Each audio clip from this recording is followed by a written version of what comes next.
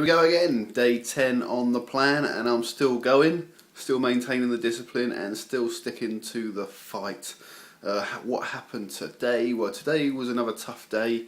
As much as I'm finding the discipline quite easy to stick to, there was a few times when it just feels very, very unsociable to be on a plan like this. For instance, there was a birthday in the office today, I offered a nice slice of birthday cake and I had to pass it up.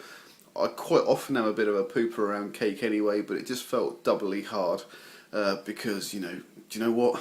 Right now, even though I wouldn't eat a lot of cake normally, that did look nice.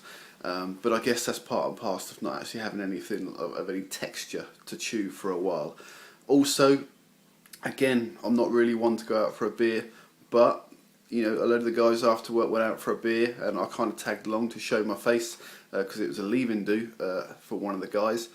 And I'm just there, a bit of water, being very boring, and so it feels a bit unsociable, but in a lot of ways it's not that much different to what I'd normally do. However, I can imagine anyone else following this plan, or most people follow this plan, you think actually, it's a quick way to lose friends. So what else happened today? Well, trained today, did a routine this evening, did the one where each exercise was 50 reps. And it was hard, found it very, very draining.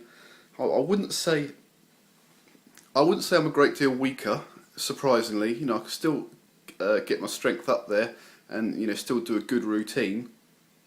But, yeah, by the end of it, I do feel drained.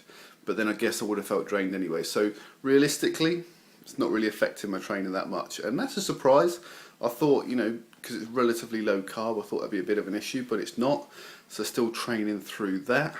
What else happened today that was interesting? I'll tell you what else happened today that was interesting.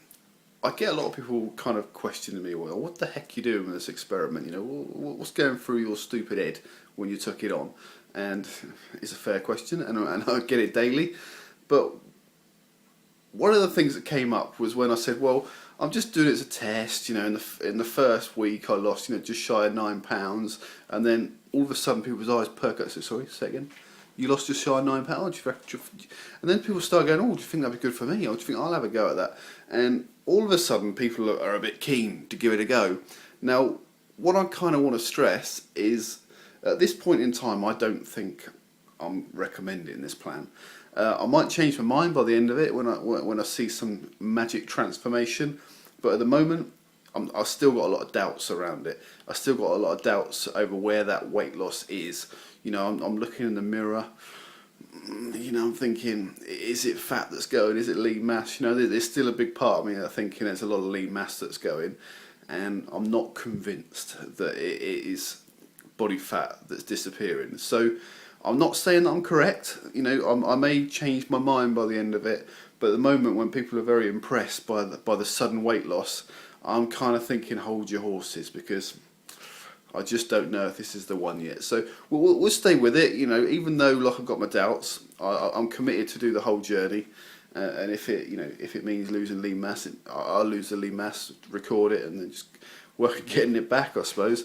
But yeah, the first thing I say to people, it sounds impressive when you lose all this weight, but don't jump on it just yet.